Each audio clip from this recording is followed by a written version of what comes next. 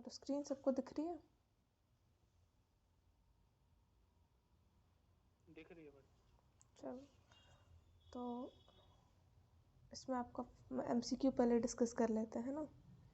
सबसे पहला क्वेश्चन जो है इलेक्ट्रॉनिक डिस्ट्रीब्यूशन ऑफ मैग्नीशियम। तो ये मैग्नीशियम में 12 एटम्स होते हैं, राइट। 12 को डिस्ट्रीब्यूट करेंगे तो 2 8 2, सही है। तो इसका ऑप्शन जाएगा बी, ठीक है।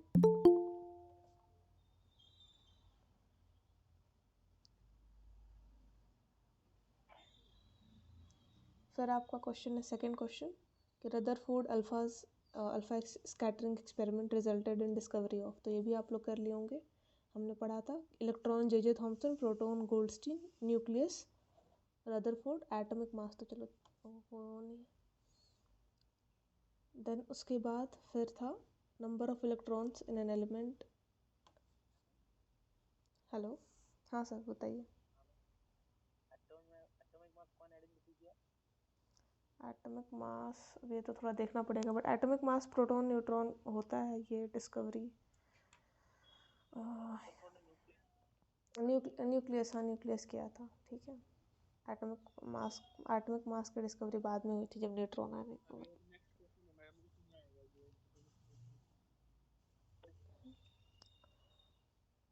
फिर थर्ड क्वेश्चन है कि number of electrons in an element X is 15। Number of electrons 15 दे रखे हैं, नंबर ऑफ न्यूट्रॉन्स दे रखे हैं 16। तो कौन सा सही रिप्रेजेंटेशन है? तो आप जानते हो कि ये जनरली जब X की बात करता है, कोई एलिमेंट की बात करता है, आयन नहीं बोल रहा, एलिमेंट बोल रहा है, तो न्यूट्रल है, राइट। तो न्यूट्रल है तो जितने इलेक्ट्रॉन्स होंगे उतने ही प्रोटॉन्स होंगे, सही है, ठीक है। तो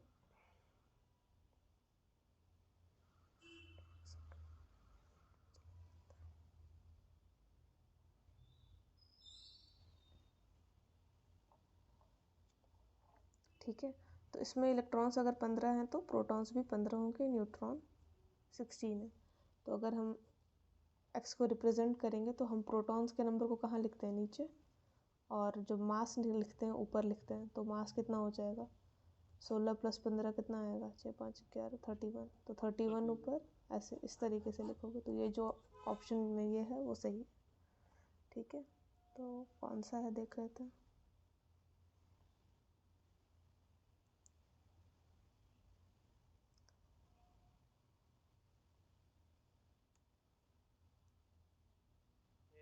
ए, तो इसमें ए आंसर चला जाएगा, ठीक है।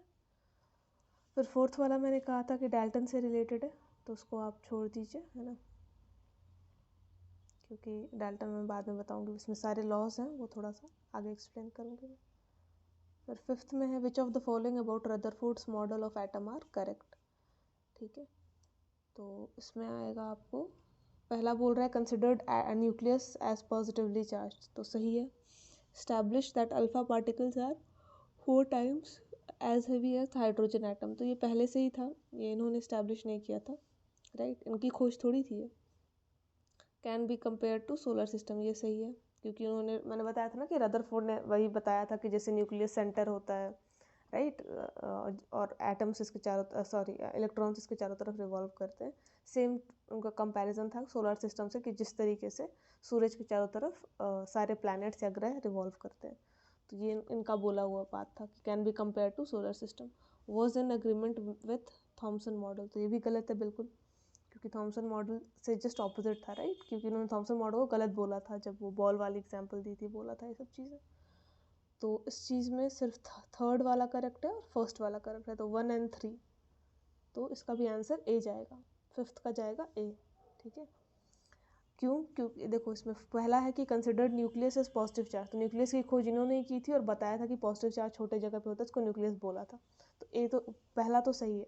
सेकंड बोल रहा है कि अल्फा पार्टिकल्स हीलियम +2 होते हैं, ये बताया था कि 4 टाइम्स एज हैवी होते हैं। 4 टाइम्स हैवी मतलब हीलियम का, देखो हीलियम मैंने बताया था ना कि +2 है, और हीलियम्स का एटॉमिक मास होता है 4, ठीक है, और हाइड्रोजन का एटॉमिक मास होता है 1। तो हाइड्रोजन से हीलियम 4 गुना भारी तो है ही, राइट। तो ये इन्होंने डिस्कवर नहीं किया था, ये बोल रहा है कि स्टैब्लिश्ड या डिस्कवर्ड दैट अल्फा पार्टिकल है हीलियम +2, करेक्ट, मैंने कल ही बताया। Are 4 times as heavy as hydrogen atom. तो हीलियम हो गया 4, राइट, और हाइड्रोजन है 1, तो हाइड्रोजन का मास 1U होता है ना, 1, और हीलियम होता है 4U, अगर आप मास याद किए होगे तो हाइड्रोजन से 4 गुना हीलियम होता है, ये पहले से ही पता था, है ना। अल्फा पार्टिकल वो यूज़ कर रहे थे इसलिए भी, क्योंकि वो एक तो पॉजिटिव है, ऊपर से थोड़ा भारी है, तो वो देखना चाहते थे क्या रिजल्ट आता है। तो एनीवेज ये गलत है। फिर थर्ड है कि can be compare to solar system, तो ये सही है, क्योंकि उन्होंने सन और प्लैनेट्स का एग्जांपल देके के अपना मॉडल को रखा था कि जैसे सन का चारों तरफ प्लैनेट्स जो है वो चक्कर लगाते हैं, वैसे ही न्यूक्लियस, पॉजिटिवली चार्ज न्यूक्लियस के चारों तरफ इलेक्ट्रॉन्स घूमते हैं, ये बोला था उन्होंने। ठीक है, तो 1 और 3 सही है, एग्रीमेंट में तो नहीं था, तो ए ऑप्शन जाएगा 1 and 3। Then sixth, which of the following are true for an element, atomic number is equal to number of proton plus electron, गलत है। Mass number p plus n, proton plus neutron, second वाला सही है, और atomic number equal to number of proton equal to number of electron, 4 सही है। तो option जाएगा डी, 2 and 4। ठीक है, सिक्स्थ का हो जाएगा डी, ये तो आसान होगा आई थिंक बताने में। फिर in Thomson's model of atom which of the following statements are correct, Thomson model के लिए कौन सा सही है। Mass of the atom is assumed to be uniformly distributed, okay, mass के बारे में बात नहीं की थी, पॉजिटिव और नेगेटिव के बारे में, चलो देखते हैं आगे। The positive charge is assumed to be uniformly distributed over the atom, electrons are uniformly distributed in positively charge sphere, third सही लग रहा है।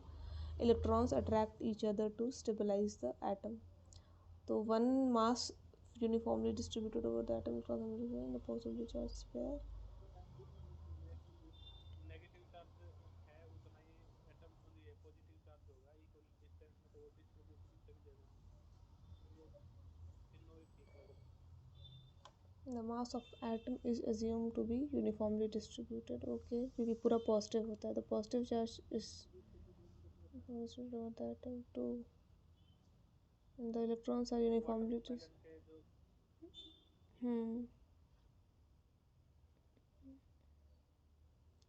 तो इसमें 4, the electrons attract each other to stabilise the atom, तो ये तो गलत है, फोर्थ तो बिल्कुल गलत है, फोर्थ तो नहीं हो सकता, इलेक्ट्रॉन्स आपस में थोड़ी अट्रैक्ट करें। वन, ये तीनों के हिसाब से उन्होंने बताया था कि जैसे अभी नेगेटिव चार्ज जो तरबूज के सीड है वो नेगेटिव चार्ज हो गया, पॉजिटिव चार्ज बाकी का पूरा हिस्सा हो गया, हाँ, तो वो इक्वली अमाउंट, मतलब अमाउंट में डिस्ट्रीब्यूट हो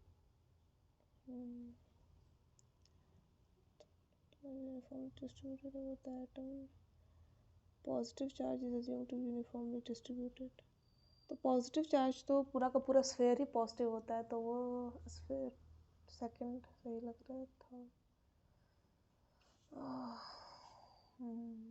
मेरे को 1 and 3 सही लग रहा है, सेकंड वाला इसलिए क्योंकि 1 and 3 लग रहा है क्योंकि मास यूनिफॉर्मली डिस्ट्रीब्यूटेड है, क्योंकि सर जैसा कह रहे हैं कि मास जो है वो किसी सेंटर में कॉन्सेंट्रेटेड नहीं है, जो रदरफोर्ड ने मतलब आगे चल के क्लैरिफाई किया, क्योंकि पूरा स्फीयर उन जो है वो पॉजिटिव है, ये सही बात है कि पूरा स्फीयर ही पॉजिटिव है और उस पर इलेक्ट्रॉन्स सिर्फ डिस्ट्रीब्यूटेड है यूनिफॉर्मली, तो मास जो है वो क्योंकि पूरा स्फीयर पॉजिटिव है इसलिए पूरा का पूरा मास जो है वो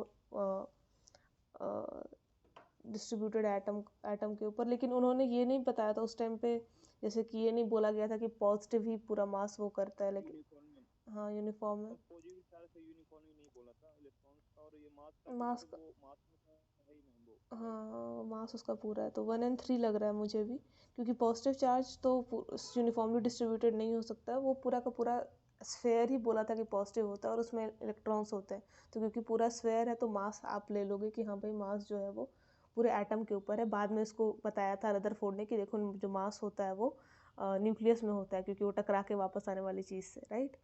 तो इसलिए मेरे को 1 and 3 लग रहा है। सेकंड इसलिए नहीं लग रहा है क्योंकि डिस्ट्रीब्यूशन जो होता है वो जैसे बीज अलग अलग उसमें होते हैं, तो वो इसका होता है नेगेटिव चार्ज का बताया था, और जो मास वाली चीज़ है वो रदरफोर्ड ने आके क्लियर की थी कि देखो जो मास होता है वो क्योंकि सेंटर में ही होता है, क्योंकि 1 out of 12,000 वाला चीज़ बताई थी कि एक ऐसी रेज आ रही है, तो इसलिए मतलब कि मास जो है वो सिर्फ सेंटर में है, सिर्फ पॉजिटिव का मास होता है, नेगेटिव का ऑलमोस्ट नेग्लिजिबल होता है, तो ये बाद में रदरफोर्ड ने क्लियर किया था, तो इसलिए मेरे को 1 और 3 सही लग रहा है। ठीक है, 1 और 3 का ऑप्शन है, हाँ है बी, तो इसका बी जाना चाहिए। इसका मैं आंसर वो पूरा भेज दूंगी, सॉल्व्ड है मेरे, मतलब जो PDF होता है हम वो भी खोल सकते हैं। तो इसका ऑप्शन जाएगा 7, को वही वाला मैं खोल देती हूँ।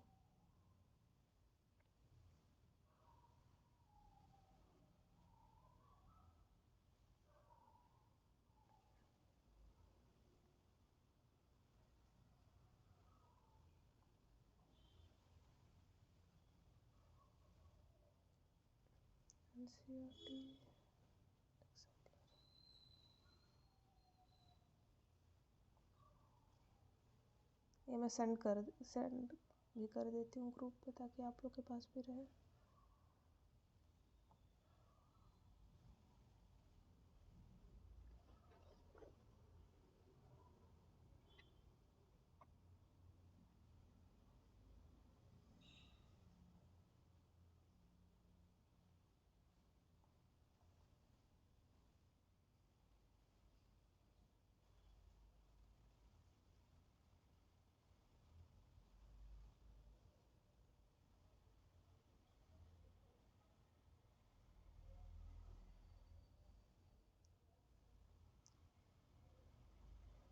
कौन सा क्वेश्चन पे है?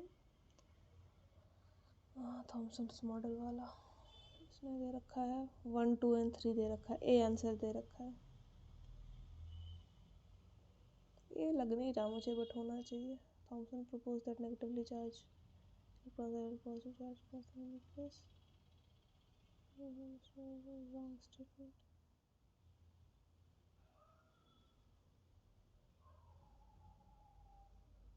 एक्सप्लेनेशन में लिख भी रखा है कि the positive charge is assumed to be uniformly distributed over the atom is wrong statement, और फिर आंसर भी ए दे रखा है।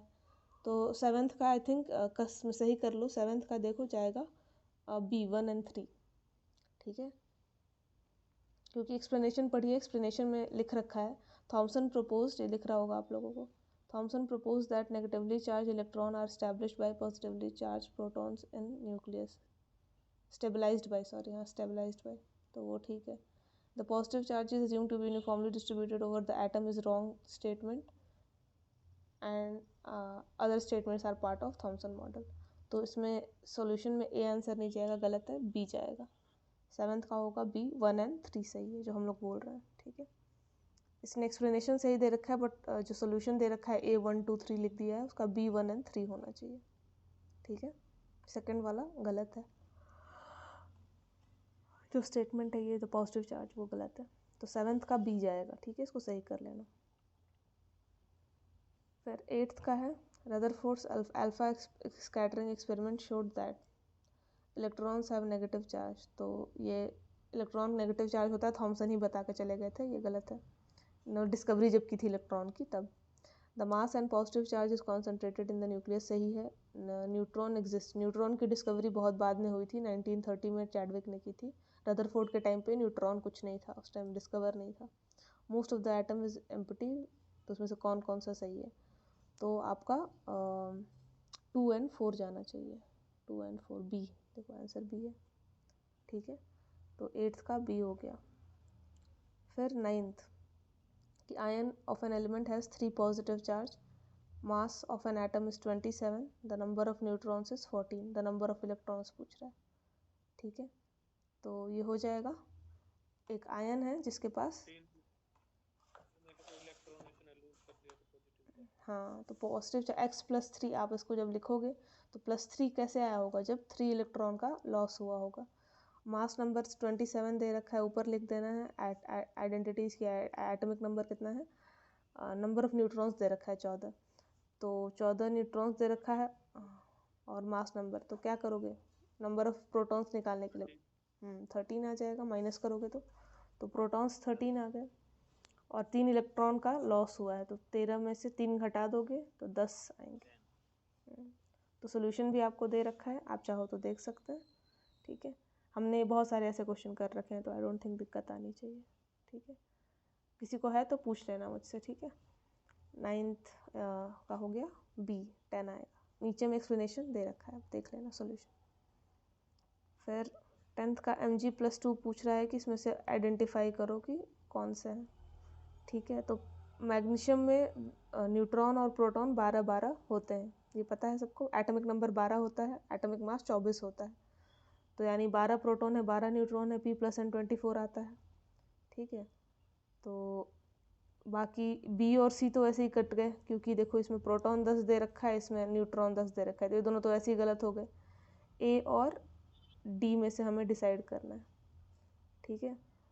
तो डी देख लो ऐसे ही गलत दिख रहा है, क्योंकि इसमें 2 ही शेल्स दिखा रखे हैं, के और एल। 282 होता है ना, तो 282 इसमें सही है, 282 ऐसे ही बता दिया हमने, ज़रूरत भी नहीं पड़ी, क्योंकि डी में देखो 2 ही शेल्स दे रखे हैं, के और एल, सही है। तो ये हो नहीं सकता, ये हो नहीं सकता, क्योंकि इसमें न्यूट्रॉन की संख्या गलत दे रखी है सी में। बी में भी वही है, प्रोटॉन की संख्या 10 दे रखी है, तो गलत है, 12-12 दोनों में होता है। और ये ए वाला सही है, क्योंकि इसमें 12-12 24 हो गए टोटल, मतलब P+N atomic mass 24, atomic number proton की संख्या 12 है, और के अच्छा Mg+2 का बोला, अच्छा सॉरी अच्छा हाँ Mg+2 है, हाँ +2 है अगर तो डी है, +2 है अगर तो डी है, क्योंकि उसने लूज़ कर दिया है 2 बाहर वाले, तो सिर्फ के और एल बचा, ठीक है, तब सही है। मुझे मैग्नीशियम लग रहा था, सॉरी। तो अगर Mg+2 आयन का बोल रहा है, तो +2 कब बना, तो 282 12 हुए ना, तो प्रोटॉनों की संख्या तो फिर भी सेम रहेगी, न्यूट्रॉन्स क्या होते हैं, मतलब 2 लॉस हो गए, +2 मतलब 2 इलेक्ट्रॉन लॉस के बाद। तो देखो जो इसके बाहर वाले 2 इलेक्ट्रॉन है, ये दोनों, ये और ये रेड वाले है ना, तो ये और ये दोनों आपस में क्या होगा, लूज़ हो जाएगा, ये भी लूज़ हो जाएगा, ये भी लूज़ हो जाएगा, तो अब बचेगा क्या, ऐसे बचेगा 2 और 8, ठीक है। ये तो हमने कर रखा था रे, जब मैं आपको बता रही थी कन्फिग्रेशन, तो 2 इलेक्ट्रॉन लूज़ करेगा मैग्नीशियम, क्योंकि लास्ट शेल में इसके 2 है, आप लिखोगे मैग्नीशियम का तो 282 लिखोगे, वो 2 लूज़ कर देगा, तब जाके Mg+2 बनेगा, तो 2 निकाल दो, तो बचा क्या, अब Mg+2 का कन्फिग्रेशन क्या होगा, 2-8, क्योंकि वो 2 लूज़ कर चुका है, तो डी इसका सही, ठीक है। मैंने मैग्नीशियम देख लिया था, मैग्नीशियम +2 का होगा डी। अगर सिर्फ मैग्नीशियम पूछता तो जाता ए, लेकिन उसने पूछा है मैग्नीशियम +2, तो डी आएगा, ठीक है, करेक्ट है। तो इसमें दे भी रखा है कि इसने से लूज़ कर दिया वगैरह। फिर देखो ये क्वेश्चन बोल रहा है in a sample of ethyl ethanoate, ठीक है। अब इथाइल इथेनोएट का फॉर्मूला लिखने आपको आगे आ जाएगा, चिंता करने की बात नहीं है। तो फॉर्मूला है CH3COO C2H5, ठीक है। इथाइल है इधर और इधर इथेनोएट है, चलो आगे आप सीख लोगे, उससे मतलब नहीं है आपको। आपको ये बोल रहा है कि इसमें 2 आपको ऑक्सीजन दिख रहे होंगे ना, COO, ठीक है, हम इसको COO पढ़ते हैं, CO2 नहीं बोलते हैं, क्योंकि ये 2 ऑक्सीजन लगे हुए हैं कार्बन से, ठीक है, 2 अलग अलग, ठीक है। तो COO है, आप तो इतना ही देखो बस। The 2 oxygen atoms have same number of electrons but different number of neutrons, ठीक है। तो which of the following is correct, ठीक है। अब ये कह रहा है कि दो इसके जो ऑक्सीजन है उनके पास have same number of electrons, same electrons है लेकिन डिफरेंट न्यूट्रॉन्स हैं, तो बताओ क्या सही है। आइसोटोप, हाँ, तो इसका आंसर सी जाएगा, आइसोटोप्स, क्योंकि सेम एटॉमिक नंबर, दोनों ऑक्सीजन है ना, मैंने कहा था ना कि आइसोटोप्स का क्वालिटी यही होता है कि सेम एलिमेंट रहेंगे, लेकिन क्या होगा, सिर्फ मास अलग होगा, तो नंबर ऑफ न्यूट्रॉन्स उसके अलग होते हैं। याद करो, मैंने बहुत अच्छा एग्जाम्पल दिया था हाइड्रोजन हाइड्रोजन हाइड्रोजन का, तो वहाँ पर मैंने न्यूक्लियस बना के दिखाया भी था कि एक हाइड्रोजन का सिर्फ क्या होता है, प्रोटॉन सेम होता, मतलब प्रोटॉन तो सबका सेम रहेगा, लेकिन मास अलग इसलिए हो जाता है क्योंकि न्यूट्रॉन अलग होता है। मास होता है P+N, तो आईडी मतलब प्रोटॉन, एटॉमिक नंबर सबका सेम होता है, एटॉमिक नंबर मतलब प्रोटॉन सबका सेम होगा, तो डिफरेंट क्या होता है, number of neutron, number of neutron different होने के कारण मास अलग अलग आ जाता है। तो मास अलग आने का रीज़न ही यही है कि न्यूट्रॉन्स की संख्या डिफरेंट होती है, तो डिफरेंट नंबर ऑफ न्यूट्रॉन्स, तो आइसोटोप्स की बात कर रहा है, ठीक है। गेन इलेक्ट्रॉन्स तो होंगे नहीं, न्यूट्रॉन तो गेन होता नहीं है भाई साहब, न्यूक्लियस में कुछ वैसा होता नहीं है, और इलेक्ट्रॉन गेन के कारण चार्ज आता है, मास चेंज नहीं होता है, तो वो ए और बी तो नहीं है। ऑब्वियस सी बात है कि दोनों ऑक्सीजन एटम्स आइसोटोप्स हैं। अब आइसोबार्स कंफ्यूज मत होना, आइसोबार्स क्या होता है, 2 इंटायरली डिफरेंट एलिमेंट होते हैं, ठीक है, हाँ, और उनका एक्सीडेंटली मास सेम आता है, ठीक है। तो ऐसा बोलना जैसे 2 लोगों का वजन सेम होता है, वैसे 2 अलग अलग आइटम्स है उनका मास सेम हो सकता है, ठीक है, 2 अलग अलग एलिमेंट्स का बाई चांस मास, तो वो अलग चीज़ हो गई आपकी। तो यहाँ पे आएगा 2 ऑक्सीजन एटम्स आपके आइसोटोप्स हैं, ठीक है। एलिमेंट्स विद वैलेंसी 1 आर, ठीक है। अच्छा, मेटल नॉन मेटल की भी बात कर रखा है, तो ये भी ये जो बता रहे हो elements with valency 1 are metals, C होगा इसका आंसर। पीरियोडिक टेबल में वैलेंसी आपको पढ़नी है, ठीक है। स्ट्रक्चर ऑफ एटम है तो वैलेंसी क्या होती है सिर्फ ये बताया मैंने। मेटल्स, नॉन मेटल, मेटलॉइड, ये सारे पीरियोडिक टेबल वाले चैप्टर में आ जाएंगे, ठीक है। देखो बता ही देती हूँ मैं, अगर वैलेंसी 1 से आपने थोड़ा पढ़ा है, वैलेंसी 1 होना मतलब क्या हो सकता है, या तो +1 हो सकती है या -1 भी हो सकती है, करेक्ट। चलो क्योंकि आया है तो देख लो थोड़ा सा। अब आपको पता है जैसे सोडियम हो गया, ठीक है, पोटेशियम हो गया, सोडियम में 11 होता है,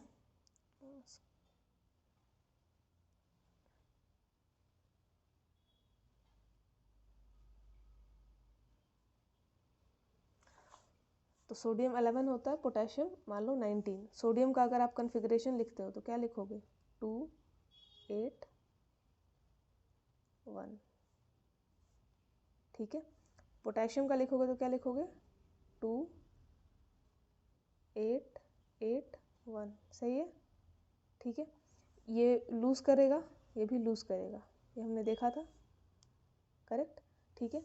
अगर सेम चीज़ मैं बोलूँ फ्लोरीन या क्लोरीन की, तो फ्लोरीन को आप क्या लिखोगे, फ्लोरीन का होता है 9, राइट, इसका 17, इसको लिखोगे 2 7, इसको क्लोरीन को लिखोगे 2 8 7, तो ये दोनों ही की टेंडेंसी क्या होगी, गेन करने की, करेक्ट, सही है।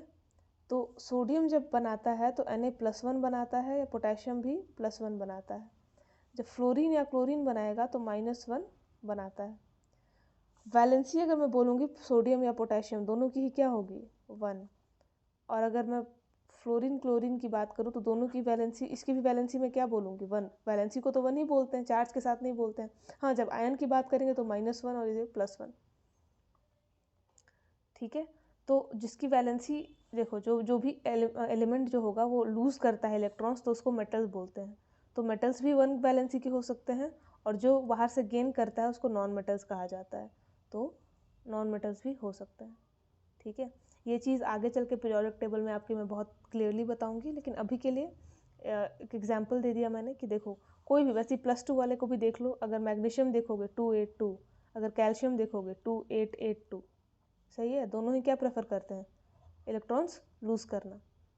और अगर ऑक्सीजन और सल्फ़र की बात करो, ऑक्सीजन क्या होता है 2 6 8 हुआ ना, और सल्फ़र होता है 286, तो ये दोनों के दोनों क्या करना चाहते हैं, बाहर से 2 गेन करना प्रेफर करेंगे, करेक्ट। तो इसका हो जाएगा +2, क्योंकि यहाँ इलेक्ट्रॉन लूज़ हो रहा है, तो मैग्नीशियम होता है Mg+2, कैल्शियम होता है Ca+2, तो ये मेटल्स हो गए। और इसी 2 वैलेंसी वाले नॉन मेटल्स अगर आप देखोगे तो ऑक्सीजन -2 और सल्फ़र -2, तो ये वाले क्या हो गए, नॉन मेटल्स। तो जो भी एलिमेंट ये लूज़ करता है तो लूज़ वाले को हम लोग मेटल्स कहा जाता है, जो इलेक्ट्रॉन लूज़ करना पसंद करते हैं। और जो गेन करते हैं वो सारे क्या होते हैं, नॉन मेटल्स होते हैं, ठीक है।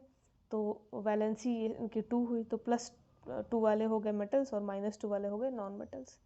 तो वैलेंसी जो है 1 वैलेंसी वाले अगर प्लस होंगे तो मेटल्स होंगे, माइनस वाले होंगे तो नॉन मेटल्स होंगे। वैसे ही 2 वाले भी देखोगे तो प्लस वाले होंगे तो मेटल्स, माइनस वाले को नॉन मेटल्स कहा जाता है। ये पीरियोडिक टेबल में मैं क्लियर करूँगी। तो अभी के लिए आपका क्वेश्चन क्योंकि आ गया था, ठीक है। क्वेश्चन क्या था,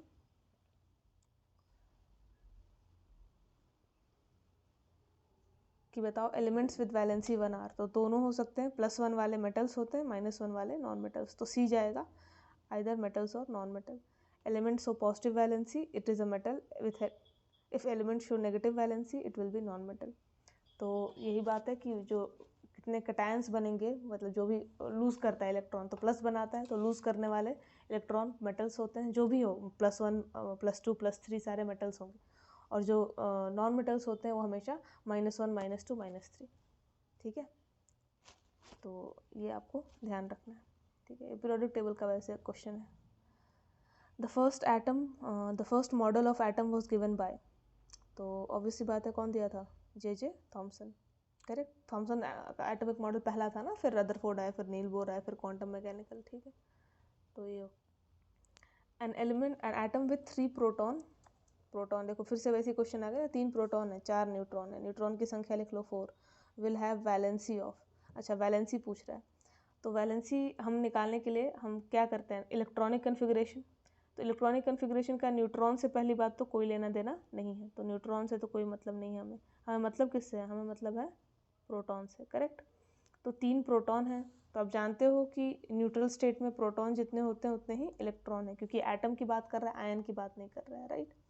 तो इसकी वैलेंसी आप बता दो। इलेक्ट्रॉनिक कन्फिग्रेशन 3 को लिखोगे तो 3 क्या लिखोगे, 2 1, सही है, ठीक है। और 2 1 तो क्या होगा, एक इलेक्ट्रॉन लॉस होगा, 1 इलेक्ट्रॉन लूज करेगा। तो इसकी क्या आएगा आंसर, 1 आएगा वैलेंसी, ठीक है। 3 को अगर आप लिखोगे, 3 को क्या लिखोगे, 2 और 1, तो 2 1 से आपका आंसर चला जाएगा 1, सही है। तो सी आंसर है इसका। The electronic distribution in aluminium atom, aluminium होता है 13, Al 13 एटॉमिक नंबर, मास 27, तो 13 एटॉमिक नंबर से मतलब है, तो 13 को लिखोगे तो क्या लिखोगे, 283, देखो यहाँ पे लिखा है एक्सप्लेनेशन 283, ठीक है। तो 13 है तो पहले में 2 जाएगा, फिर 8, फिर 3, ठीक है। Which of the following do not represent Bohr's model correctly.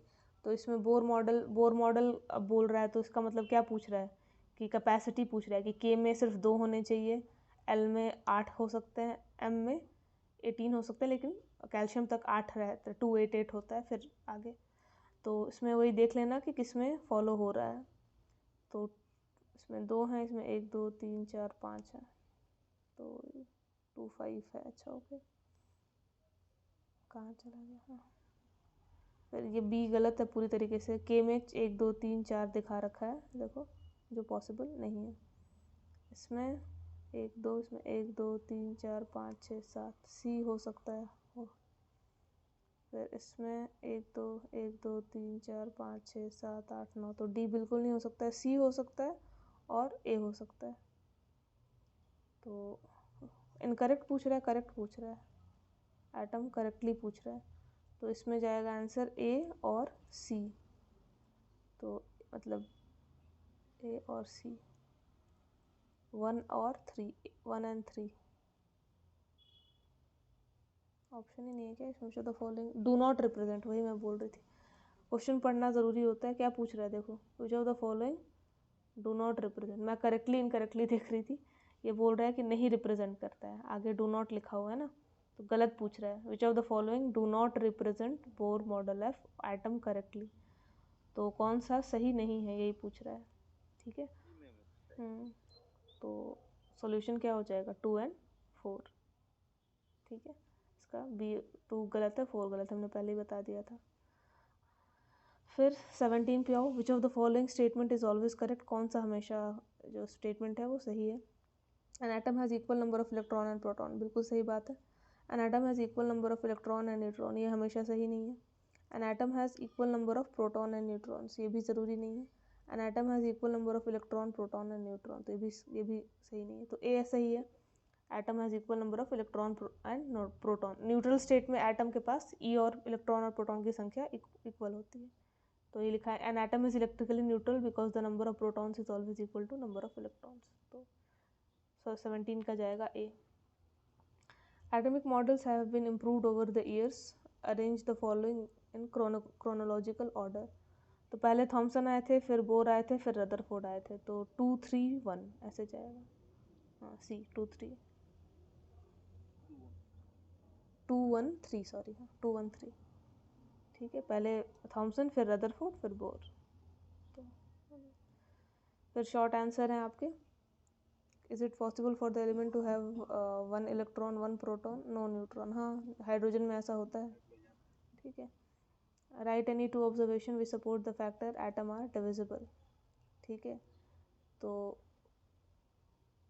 Divisible atom हो सकता है क्योंकि उसमें इलेक्ट्रॉन प्रोटॉन न्यूट्रॉन होते हैं, ठीक है। तो जो आइसोटोप की डिस्कवरी हुई थी तो वो था कि भाई आपका जो एटम है, ठीक है, वो एक ही एटम के आपके अलग अलग मास आ रहे हैं, तो इसका मतलब कि ऑब्वियस सी बात है कि उसके अंदर कोई सब पार्टिकल्स होते हैं। और दूसरा आयनिक कंपाउंड लिख रखा है, तो ये इतना कोई इंपॉर्टेंट क्वेश्चन नहीं है, इसमें ऐसे पूछने वाला नहीं है। अच्छा हाँ, क्लोरीन देखो 35 37 का मेरे को एवरेज एटॉमिक मास निकालने वाली चीज़ थोड़ी सी बतानी थी, चलो अभी ख़त्म करके बताते हैं। Will chlorine 35 37 will have different valency, why, justify your answer. तो क्लोरीन सेम एलिमेंट है तो उसका डिफरेंट वैलेंसी नहीं हो सकता, क्योंकि वो आइसोटोप्स हैं। आइसोटोप्स का सिर्फ मास अलग होता है, एटॉमिक नंबर या नंबर ऑफ इलेक्ट्रॉन और प्रोटॉन सेम रहते हैं, ठीक है, तो वैलेंसी भी सेम रहेगी। फिर पूछा है why did Rutherford select gold foil, gold को क्यों सेलेक्ट किया? तो मैंने बताया था कि देखो मैलिएबल होता है, देखो यहाँ लिखा हुआ है मैलिएबल, मतलब इसको आप मार के बिल्कुल पतला, हाँ उसको पतला कर सकते हो, तो पतला करने का वो था कि इसको पीट के आप शीट में कन्वर्ट कर सकते हो, तो मैलिएबल है बहुत ज़्यादा, और वो थिन चाहते थे, थिनेस्ट लेयर, तो इसलिए उन्होंने गोल्ड को सेलेक्ट किया था। ये हमने क्लास में डिस्कस किया था। कहाँ चला गया, अरे यार, ओके ठीक है। फिर find out the valency of atom represented by A and B, तो उसमें देख लेना, ठीक है, कितने हैं, तो इसमें 8 है, 3 3 6 7 8, तो इसकी वैलेंसी तो 0 होगी। इसके 1 2 3 आउट बैलेंस शेल में देखते हैं ना कितने इलेक्ट्रॉन्स हैं, 1 2 3 4 5 6 7, तो ये 1 गेन करेगा तो इसकी 1 होगी, और इसकी क्योंकि 8 ऑलरेडी हैं बैलेंस शेल में, तो ये आर्गन है तो इसका वैलेंसी क्या होगा, 0 होगा। वैसे भी बैलेंस शेल में जितने इलेक्ट्रॉन्स होते हैं तो उसको देख के हम डिसाइड करते हैं कितना गेन या कितना लूज करेगा, तो इसके 8 हैं तो ये कोई भी 0 वैलेंसी हो गई, इसमें 7 है बैलेंस शेल में गिनो तो इसकी वैलेंसी कितनी होगी, 1 होगी, ठीक है। फिर 1 electron is present in the outermost shell of an element X, what would be the nature and value of charge on the ion form if electron is removed, remove होगा, अगर remove करेगा तो plus आएगा, ion बनेगा +1, cation बनेगा, ठीक है, तो वैसे छोटे छोटे क्वेश्चन है। Write down electronic distribution of chlorine atom, how many electrons are in L shell, तो 2 8 लिखना है, तो एल में देखो कितने हैं, 8 हैं, तो सिंपल शॉर्ट आंसर क्वेश्चन सही है। In an element X 6 electrons are present in outermost shell if it requires to be noble gas configuration। अच्छा, आपने देखा होगा कि नोबल गैस ऑलरेडी स्टेबल होते हैं क्योंकि उनके आउटर मोस्ट में ऑक्टेट या डुप्लेट कंप्लीट होता है, तो ऑक्टेट या डुप्लेट कंप्लीट करने को एक और टर्म बोला जाता है नोबल गैस कन्फिगरेशन अचीव करना, क्योंकि नोबल गैस कन्फिगरेशन अचीव करना मतलब यही है कि उसका ऑक्टेट या डुप्लेट कंप्लीट हो जाए, सही है ना, ठीक है। तो वही बोल रहा है कि require bye accepting number of electron what will be the charge on the ion, तो चार्ज पूछ रहा है, तो बाहर से 2 इलेक्ट्रॉन अगर एक्सेप्ट करता है, पहले वाले क्वेश्चन में लूज कर रहा था तो प्लस आया था, इसमें अगर बाहर से गेन कर रहा है तो चार्ज कितना आएगा, -2, बस, ठीक है। फिर आपको यहाँ पे what information do you get from figure about atomic number, mass number and valency of the atom में, तो आपको ये फिगर देख के इसका valency, atomic mass, atomic number आपको बताना था, तो आप ये ऑलरेडी जानते हो। नंबर ऑफ प्रोटॉन्स क्या बोलते हैं, एटॉमिक नंबर, तो इसका एटॉमिक नंबर 5 है, इसका 8 है, इसका 15 है, P+N कर दोगे तो एटॉमिक मास आ जाएगा, इसका 11, इसका 18, इसका 31, ठीक है, तो आप निकाल सकते हो, देखो, और वैलेंसी आप वैलेंस इलेक्ट्रॉन देख के वैलेंसी बता देना, इसका 3 है तो ये 3 लूज़ करेगा तो +3, मतलब वैलेंसी 3 बोलते हैं, चार्ज नहीं, 3 बोलेंगे, 1 2 3 4 5 है तो -2, इसका 1 2 3 4 5 तो -3 या फिर 3, ठीक है, ये 3.5 क्यों लिखा, 3 लिखना चाहिए यहाँ पे इसको, ठीक है, गलत है ये, पॉइंट वैलेंसी पॉइंट बनी होती है, कुछ कुछ मिस्टेक्स हैं इसमें, ठीक है, तो ये सही कर लेना, वैलेंसी कभी पॉइंट बनी हो सकता है, +3 है एक का, नीचे वाले का मतलब चार्ज माइनस आएगा, और ये वाले का जिसमें 3 है सिर्फ वैलेंस इलेक्ट्रॉन, तो ये लूज़ करेगा, तो इसलिए इसमें ये तीनों लूज़ कर देगा इलेक्ट्रॉन, तो इसकी वैलेंसी जो आएगी वो +3 आए, मतलब वैलेंसी नहीं, चार्ज +3 आएगा, वैलेंसी इसकी भी 3 बोलेंगे और इसकी भी, क्योंकि इसके 5 हैं तो ये 3 गेन करेगा, तो इसकी भी वैलेंसी 3 है। डिफरेंस ये है कि यहाँ पे ये एनायन बनाएगा, ये नॉन मेटल है, क्योंकि ये 3 गेन करता है तो -3 चार्ज आएगा जो भी आयन बनेगा उस पर, और पहले वाले का क्योंकि 3 सिर्फ इलेक्ट्रॉन है तो ये 3 लूज़ करेगा, तो इसलिए इस पर चार्ज क्या आएगा, +3, तो चार्ज जो डिफरेंस है वो चार्ज का है, दोनों की वैलेंसी सिर्फ सेम आएगी, 3 आएगी, ठीक है, तो ये जो है इसको सही कर लेना, ये 0.5 गलत है, मतलब 3 होता है, वैलेंसी कभी डेसिमल में नहीं होती है ना, मिसप्रिंट कर देते हैं ये लोग, ठीक है। In a response to a question student stated that in an atom the number of protons is greater than number of neutrons which is greater than the number of electrons, तो ऐसा नहीं हो सकता है, ठीक है, क्योंकि एक तो सबसे पहले बात है कि हाँ, क्योंकि नंबर ऑफ जो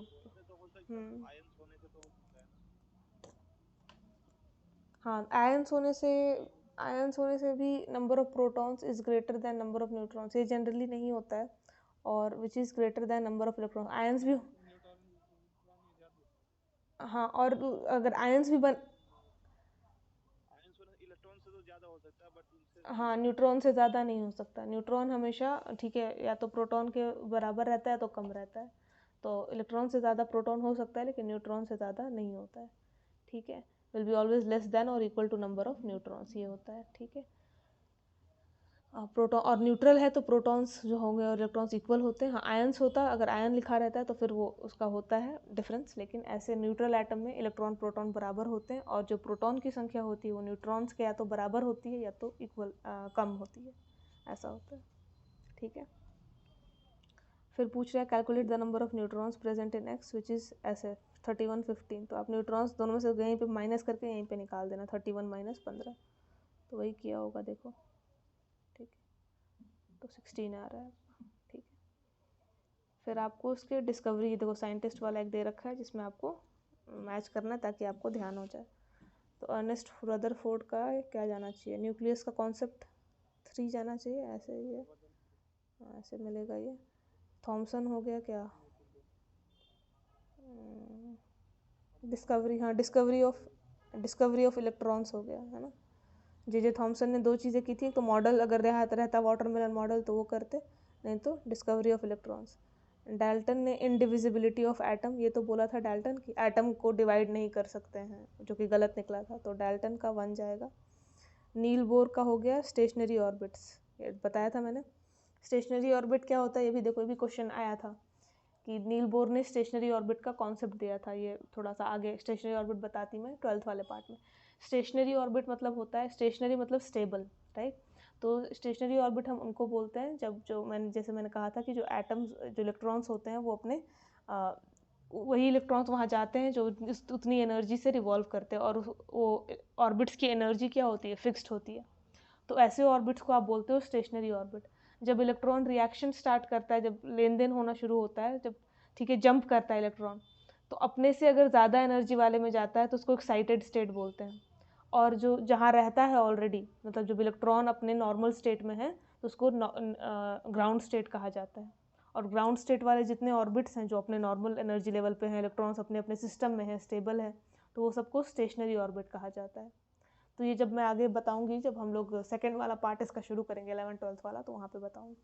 तो एनीवेज नील बोर ने स्टेशनरी ऑर्बिट बोला क्योंकि उन्होंने ही बताया था कि भाई जो ऑर्बिट्स है वो स्टेशनरी है, मतलब स्टेबल है, इसलिए क्योंकि उनकी एनर्जी और कैपेसिटी दोनों फिक्स्ड है, और वही इलेक्ट्रॉन वहाँ आके रहता है जो उतनी एनर्जी का होता है, राइट। जिसका मैंने जैसे कहा था कि एंगुलर मोमेंटम NH/2π होता है, तो ये आगे मैं एक्सप्लेन करने वाली थी। उसी को कहा जाता है स्टेशनरी ऑर्बिट। इस स्टेशनरी ऑर्बिट में जब इलेक्ट्रॉन रिवॉल्व करता है तो ना ही वो एनर्जी लूज करता है ना ही गेन करता है, वो घूमता रहेगा, ठीक है। वो उतना एनर्जी लेकर आता है ताकि वो जो इलेक्ट्रोस्टैटिक फोर्स ऑफ अट्रैक्शन है उसको ओवरकम कर पाए, और वो एनर्जी मेंटेन रहती है थ्रू आउट, क्योंकि उस ऑर्बिट की भी उतनी एनर्जी है। वही इलेक्ट्रॉन वहाँ आके रह सकता है जिसका एंगुलर मोमेंटम NH/2π हो। ये एक बहुत इंपॉर्टेंट लाइन है बोर की, जहाँ जो हम आगे पढ़ने वाले हैं, ठीक है। ये मैंने लिखा दिया है लेकिन एक्सप्लेन करूँगी आगे। तो स्टेशनरी ऑर्बिट का कॉन्सेप्ट नील बोर ने दिया था। जेम्स चैडविक ने न्यूट्रॉन किया था। गोल्डस्टीन ने कैनाल रेज, ठीक है, एनोड रेज या कैनाल रेज एक ही चीज़ है, ठीक है। गोल्डस्टीन ने डिस्कवर किया था आपके प्रोटॉन को, बोला था ना। और प्रोटॉन की डिस्कवरी एनोड रे एक्सपेरिमेंट बोल दो, कैनाल रे एक्सपेरिमेंट बोल दो, एक ही बात है। कैनाल रेज पॉजिटिव रेज होती है, एनोड रे पॉजिटिव रेज होती है, तो याद रखना वहाँ पे गोल्डस्टीन के आगे कैनाल रेज। तो एनोड रे एक्सपेरिमेंट जहाँ लिखा है आपने वहाँ कैनाल रेज भी लिख लो, दोनों एक ही बात होती है, ठीक है, कैनाल रेज। और मोजली ने एटॉमिक नंबर डिस्कवर किया था। हेनरी मोजले हैं, ठीक है, इन्होंने एटॉमिक नंबर की डिस्कवरी, मतलब मोजले का नाम आप और पीरियोडिक टेबल में भी सुनोगे, तो एटॉमिक नंबर वाली चीज़ इन्होंने वो की थी कि पीरियोडिक टेबल में भी इन्होंने जो एलिमेंट्स होते हैं उनको एटॉमिक नंबर के अकॉर्डिंग अरेंज किया था, ठीक है। तो ये हो गया, नंबर ऑफ प्रोटॉन्स को एटॉमिक नंबर कहा जाता है, और इसी पे जो है, ठीक है, इसी से आपका जो पहले क्या होता था ना कि लोग मास के अकॉर्डिंग अरेंजमेंट कर रहे थे, ठीक है। तो एटॉमिक नंबर की जो खोज थी, जो कहा था कि नंबर ऑफ प्रोटॉन और इलेक्ट्रॉन इक्वल होते हैं और इसी को एटॉमिक नंबर बोलते हैं, और सारे एलिमेंट्स को इन्होंने एटॉमिक नंबर जो होता है वो डिफाइनिंग प्रॉपर्टी होती है। जैसे जब केमिकल रिएक्शंस हो रहे हैं तो एटॉमिक नंबर के अकॉर्डिंग, मतलब इलेक्ट्रॉन्स के अकॉर्डिंग हो रहा है। तो ये वाली चीज़ और एलिमेंट्स को अरेंज करना, वैसे ये मोज़ले ने किया था, जो पीरियोडिक टेबल में हम देखने वाले हैं। तो ये मोज़ले का एटॉमिक नंबर है या फिर मॉडर्न पीरियोडिक टेबल है, ये आगे आपको आ जाएगा। ठीक है, तो ये आपका सारा डिस्कवरी एक तरीके से रिवीजन हो गया। फिर atomic number of calcium and argon are 20 and 18, but mass दोनों का 40 है, तो इसको क्या बोलते हैं? आइसोबार्स। ठीक है, देखो यहाँ लिखा होगा। ठीक है, दो अलग अलग एलिमेंट्स होते हैं लेकिन कोइंसिडेंटली मास सेम होता है, तो आइसोबार कहा जाता है। ठीक है, ये तो 32 उतना इंपॉर्टेंट नहीं है, चार्ट वाली चीज़ है, इसको देख प्रैक्टिस के लिए है आपके। फिर 33 है, helium atom has 2 electrons in its valence shell but its valency is not 2, explain. तो ये आप कर सकते हो कि इसके के valence, the valence shell for helium is K and it is fully filled, मतलब इसमें इसके डुप्लेट कंप्लीट है, therefore it will not lose or gain any electrons, that's why it's called noble gas. ठीक है, तो वही लिखा होगा, helium has 2 electrons in its outermost shell, therefore completing the duplet configuration. Duplet इसका complete है, hence it has no valency as it will not react. ठीक है, तो इसलिए इसकी वैलेंसी 0 है। फिर फिल इन द ब्लैंक्स है, Rutherford alpha scattering experiment led to the discovery of nucleus, isotopes have same atomic number, different atomic mass, neon and chlorine have 10 and 17 atomic number respectively, their valency will be, तो 10 अगर atomic number है तो 2 8, तो valency 0 हो गई, 17 है तो 2 8 7, तो वैलेंसी 1 हो गई। फिर electronic configuration of silicon is 284, sulphur is 286। ठीक है, तो ये आपको भरना था, फिल इन द ब्लैंक्स था, प्रैक्टिस के लिए था ये सब चीज़ें। ठीक है, फिर element x has mass number इतना, एटॉमिक नंबर 2, तो वैलेंसी तो 0 वैलेंसी है, एटॉमिक नंबर 2 हीलियम है, तो देखो ये लिखा हुआ है। ठीक है, फिर यहाँ पे है फिर से कि हीलियम और नियॉन आर्गन का 0 वैलेंसी क्यों होता है, क्योंकि आप इसका कन्फिग्रेशन लिखोगे तो जो आउटर मोस्ट शेल होता है वो ऑलरेडी फुल, मतलब ऑक्टेट और डुप्लेट कन्फिग्रेशन कंप्लीट होता है, that's why they will not gain or lose any electrons and their valency is 0। तो यही चीज़ आप इसको लिख दो, यहाँ लिखा हुआ। ठीक है, फिर 37 इंपॉर्टेंट नहीं है, ये सब थोड़े से, ये ऐसे मैंने कहा ना, क्वेश्चन ओलंपियाड वगैरह में ये लोग देते हैं, जैसे जो स्कूल लेवल पे कॉम्पिटिशन्स वगैरह होते हैं, तो ये आपके एग्ज़ाम के लिए नहीं है। ठीक है, ये इसमें वॉल्यूम और स्फेयर वगैरह का करके निकाला है, तो ये नहीं है। ठीक है, कंक्लूजन्स रदरफोर्ड का, हाँ ठीक है, ये आपको लिखना आना चाहिए, ड्रॉबैक लिखना आना चाहिए। ठीक है, तो ये मैंने लिखवा रखा है ना, कंक्लूजन क्या थे। एक्सपेरिमेंट का पूछ रहा है, याद रखना, ये मॉडल का नहीं पूछ रहा है। तो एक्सपेरिमेंट के कंक्लूजन हमने एक याद है लिखा है कि उसके रिजल्ट्स लिखे थे और उससे कंक्लूजन लिखा था, तो वही चीज़ यहाँ पे इन्होंने लिख रखी है। ठीक है, कि most of the space is vacant, nucleus जो है होता है वो सेंटर में कॉन्सेंट्रेटेड होता है, और बाकी वाली चीज़ आप देख लेना, उसमें हमने कर रखा है। फिर in what way is Rutherford model different than Thomson, तो ये तो बिल्कुल बहुत ही डिफरेंट था, क्योंकि थॉमसन ने बोल रखा था कि पूरा स्फेयर पॉजिटिव होता है, जबकि उसने बोला कि पॉजिटिव चार्ज बिल्कुल उसमें होता है, इलेक्ट्रॉन्स यूनिफॉर्मली डिस्ट्रीब्यूटेड नहीं होते, इलेक्ट्रॉन्स ऑर्बिट्स में रिवॉल्व करते हैं around the positively charge nucleus. तो ये सारी जो बातें थी वो आप लिख दोगे, डिफरेंस लिख दो ना, कि रदरफोर्ड का एटम के मॉडल में क्या था, थॉमसन ने कहा था कि पॉजिटिवली चार्ज स्फेयर होता है,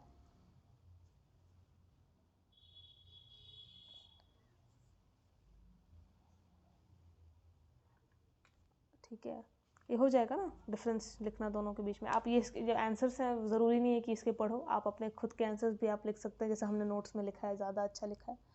तो थॉमसन का आप लिख लेना कि Thomson said that atom is a positively charge sphere in which electrons are uniformly distributed.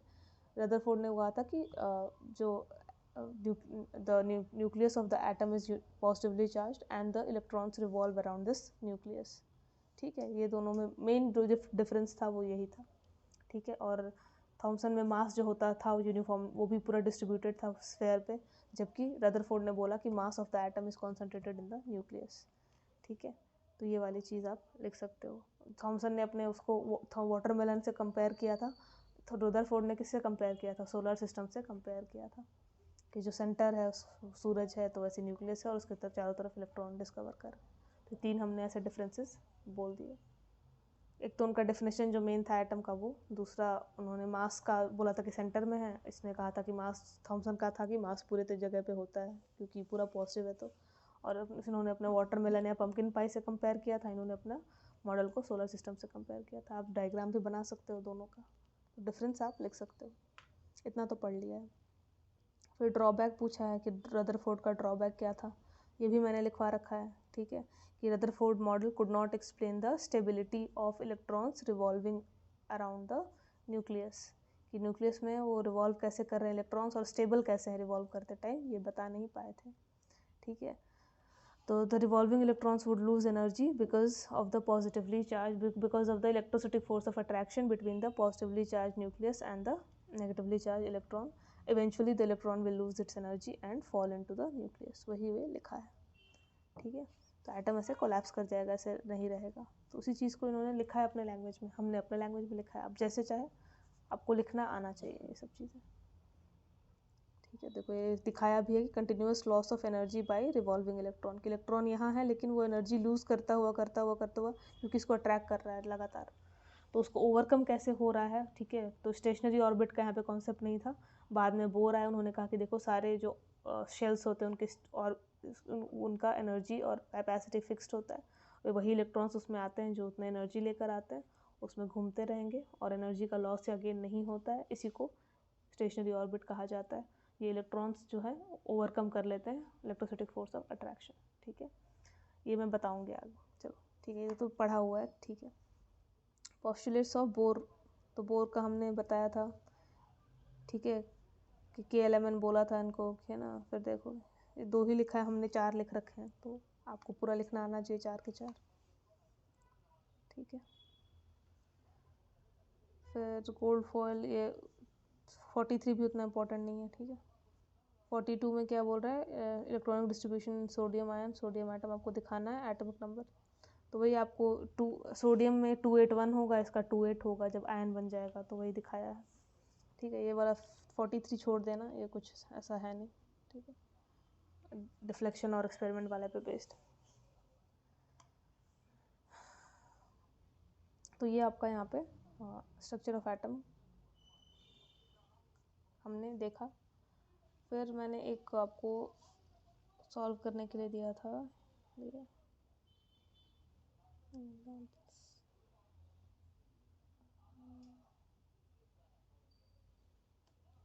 था शायद, वो डॉक्यूमेंट था, राइट।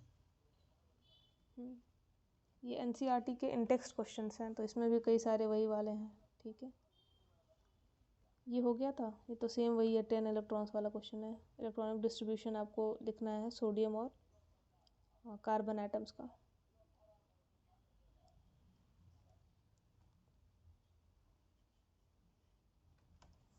चलो इसको